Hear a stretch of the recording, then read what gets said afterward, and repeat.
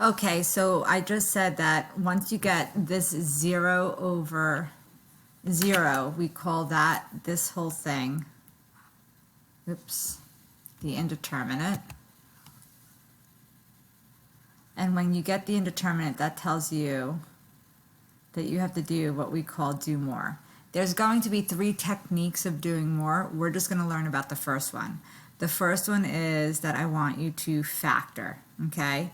So if I look at this expression, so I still have the limit as x approaches -3, but I'm going to factor this whole, what I'm taking the limit of, all right? So that's going to be x plus 3 x minus 2 all over x plus 3. Now the whole point for you to factor is so that you can reduce. The method, the technique for factoring is so that you can reduce. And here I see that yes, all right, I will be able to cross out the x plus 3 and x plus 3. And what you want to do is write this limit expression reduced. So it's still the limit as x approaches -3, but now what are you left with in the numerator? X minus 2. And in the denominator, it's completely crossed out, so it's technically a 1. Now, I don't need to put that 1 there, but I just wanted to show you that if it was reversed, if the top had been completely crossed out, you would absolutely need the 1 over x minus 2. So now that I have a reduced version of my original, now we're going to re-plug in. So you're going to re-plug into this expression. So you're going to take the -3 and now create your direct substitution. It's going to go in for x. So I'm going to go, okay, -3, and then you're going to say minus 2, and that's going to give you a -5. So that is my limit. It wasn't 0 over 0, it wasn't 0, it wasn't 1. It happened to be -5. So this tells me, and if you remember, you're going to have a hole at -3 comma -5. So somewhere down here. And so if you went and looked at this graph, this function graphically, from the right and from the left, the y value that it's approaching is -5. All right, so that's what's happening as a visual, but you algebraically figure that out by factoring, and then we reduce and re-plug in. So our first technique for 0 over 0, I just want you to write little notes, okay? Let me put it up here. The first technique is to factor, if it's possible, reduce, and then re-plug in. Okay? All right, so that is our first technique when we end up getting something where you have to factor. So look at number 3. If you look at number 3, you have the limit as x approaches 2. So you know the first step is to always do direct substitution. Don't go into factoring, because you might be shocked that you factored for no reason, that if you just plugged in, you would have gotten an answer.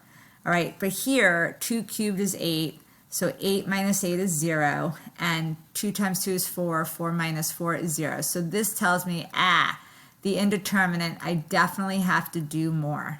Okay, so what are you going to do? You're going to factor. How do you factor the difference of 2 perfect cubes?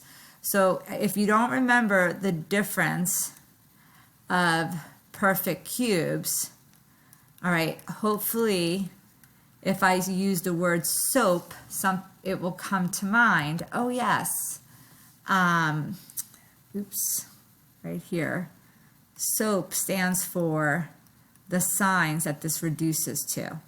All right, so when I go to factor the difference of 2 perfect cubes, I'm going to keep the limit there as x approaches 2. And when you factor the difference of perfect cubes, you get a binomial and you get a trinomial. And then you do SOAP, which is same. So S stands for same, meaning the same sign that's there. So it's going to be a negative to start, then opposite, and then always positive. So that's what this numerator sign-wise is going to turn out to be. All right, now let's figure out numbers. How do we find what goes in here? Well, you're going to take the cube root of the first term. The cube root of x cubed is just x. And then you do the same thing here. You're going to take the cube root of 8 and you're going to get a 2. Then in here is the square of that. So that becomes x squared.